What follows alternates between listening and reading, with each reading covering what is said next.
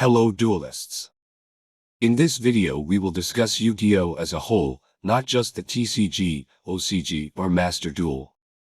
Because some issues may transcend formats, and are just core game design issues.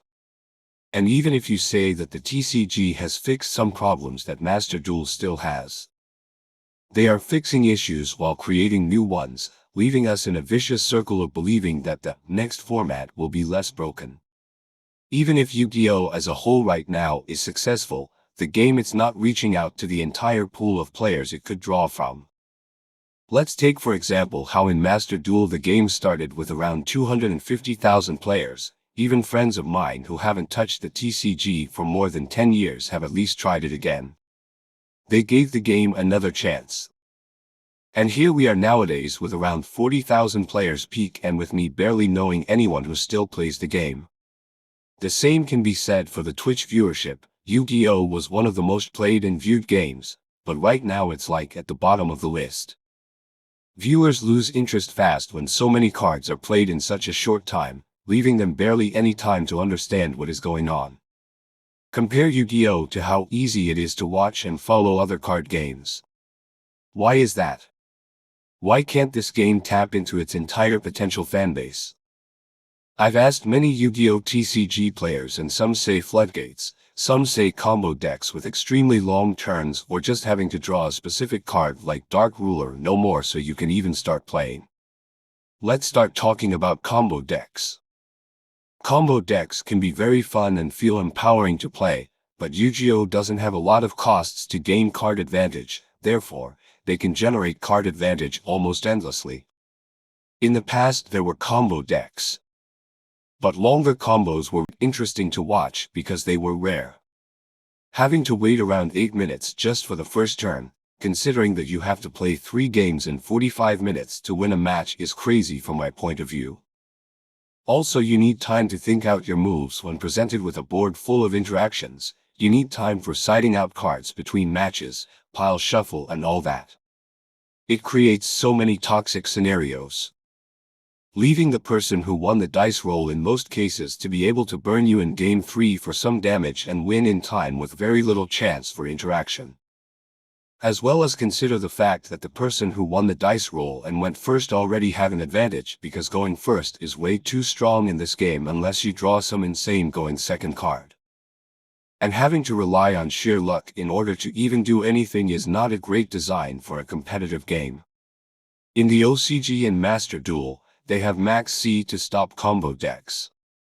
But that card also is a problem because it can be used by the player who goes first in addition to his already strong board, leaving no way for the opponent to do anything on his turn. Or there is the scenario in which you go first and have to pass turn because of max C and will just get one turn killed during your opponent's turn. In the TCG the closest thing to max C is Nibiru, and this card has a way better design, but heavily relies on matchups, leaving decks like Heroes with very few ways to deal with it, while being almost a brick against decks that can put up a Omni Negate before the 5th summon. Inspired by Nibiru, one solution to the combo deck problem I have thought of would be to limit the number of summons a player can make per turn to 5. It fits just right from my point of view. Combo decks can still exist like this, but they will not be too overwhelming. For example, Branded Despia can make a decent board on their turn and still do a lot on the opponent's turn with cards like Branded in red. You might say that control decks would take over. But control decks would be kept in check too by banning floodgates like Skill Drain, and there can be only one and cards that you cannot even interact with like D-Barrier. Beyond that, the game would be balanced around this new rule, and control decks that do too well would be slightly hit by the ban list to not be too expressive. Also, because you can only summon 5 times per turn, you can afford to run more spell and trap removal in the main deck because all the cards you run in your deck won't be just pure gas, considering this limitation. This would make deck building see new heights and games will be more satisfying between players. It will certainly help with getting new players into the game or make older players to return to the game. Another complaint I often see is how bad it can be for both players when a newer player is involved. The newer player will have to read way more cards from the opponent while he is doing his combo. This may increase the time a player needs to build his board by quite a lot, and a lot of games may end up in a draw just because Game 1 took a lot. Game 2, the newer player will maybe steal a win with a card like D Barrier, and with barely any time in Game 3, the game will end in a draw. This is another scenario which can cause a lot of frustration for both players. A fix for this is to introduce keywords and icons on monsters, like the quick play spell icon. It could be added on the monster's text box that have quick effects, and also add keywords like Omni-Negate. This would give Konami a chance to make cards more easy to read and maybe also increase font size a little bit.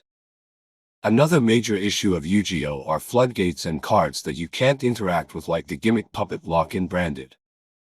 A big issue is that each deck requires a different counter than the other. For example, you need a card like DD Crow to counter the Nightmare Doll lock and a spell and trap removal to destroy something like a floodgate.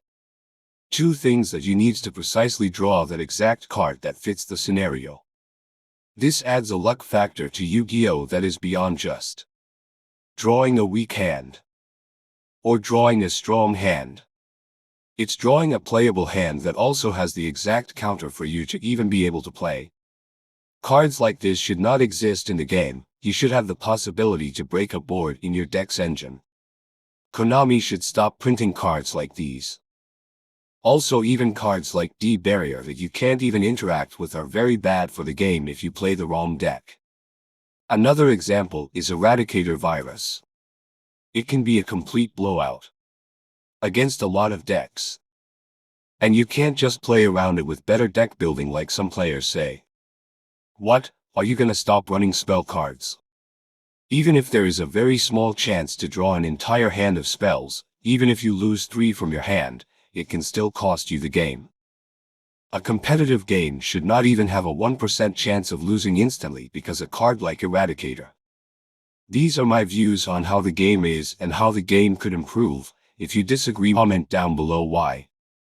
But understand that I am not saying all of this because I hate the game or anything like that.